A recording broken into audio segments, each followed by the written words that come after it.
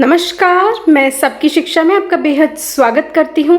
आज इस वीडियो के माध्यम से मैं आपको बताने जा रही हूँ कि कक्षा 11वीं में किस प्रकार दाखिले होते हैं केंद्र विद्यालय में, जवाहर नवोदय विद्यालय में और सैनिक स्कूल में। तो चलिए बात करते हैं कक्षा 11वीं के दाखिलों की, यानी कि कक्षा 11वीं के एडमिशन की।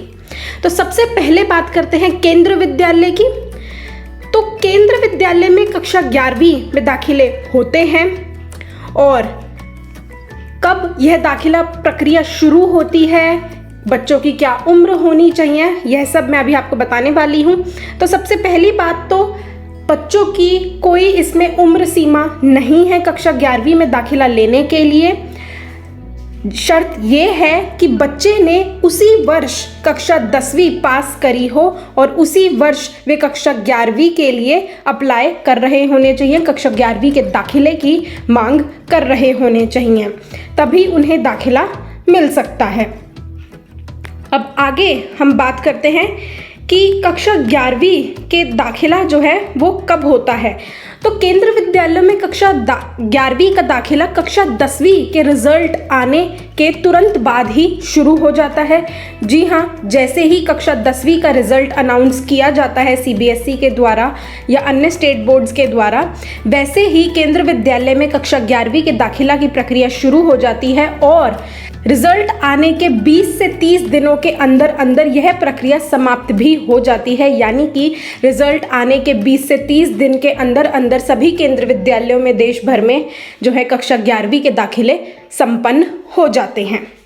अब मैं आपको बता दूं कि कक्षा 11वीं में केंद्र विद्यालयों में 3 चरणों में दाखिले होते हैं।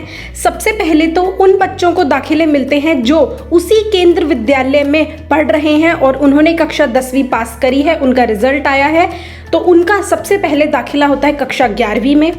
उसके बाद दाखिले शुरू होते हैं जो केवी ट्रांसफ़र करके उस केवी में आए हों, यानी कि वो अन्य किसी और केवी में कक्षा 10वीं उन्होंने पास करी है और वो किसी दूसरे केवी में कक्षा 11वीं के लिए दाखिले की मांग कर रहे हैं।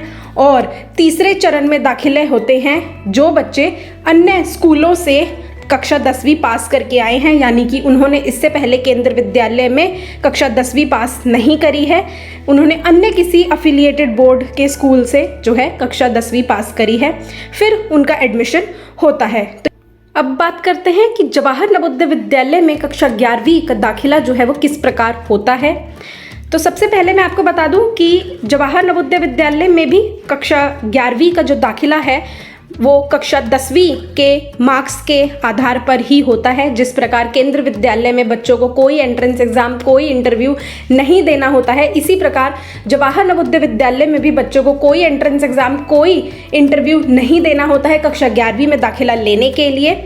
हालांकि यहाँ पर एक छोटा सा जो चेंज है वो ये है कि बच्चों की उम्र की एक सीमा है, यानी कि 14 वर्ष से 18 वर्ष की उम्र तक के बच्चे ही कक्षा 11वीं में जवाहर नवोदय विद्यालय में दाखिला ले सकते हैं और उनके पास कक्षा 10वीं के पास करे होने का एक सर्टिफिकेट होना चाहिए किसी भी अन्य स्कूल से, और उनके जो है नंबरों के आधार पर ही उनको जो है वो कक्षा 11वीं में जवाहर नवोदय विद्यालय में दाखिला दिया जाएगा।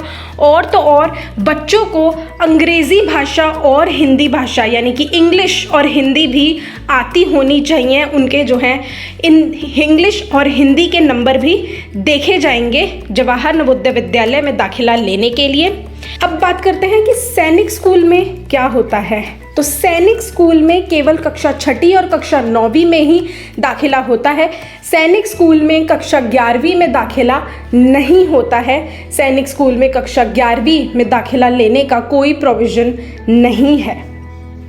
तो यह थी कक्षा 11वीं के दाखिलों की संपूर्ण जानकारी केंद्र विद्यालय में, नवोदय विद्यालय में और सैनिक स्कूल में। अगर आप इन तीनों ही स्कूलों के बारे में और जानकारी जानना चाहते हैं तो सबकी शिक्षा को अभी सब्सक्राइब करिए और घंटी का निशान दबाना ना भूलें और हमें हमारे फेसबुक और इंस्टाग्राम पेज पर भी ज़रूर फॉलो करें। धन्यवाद।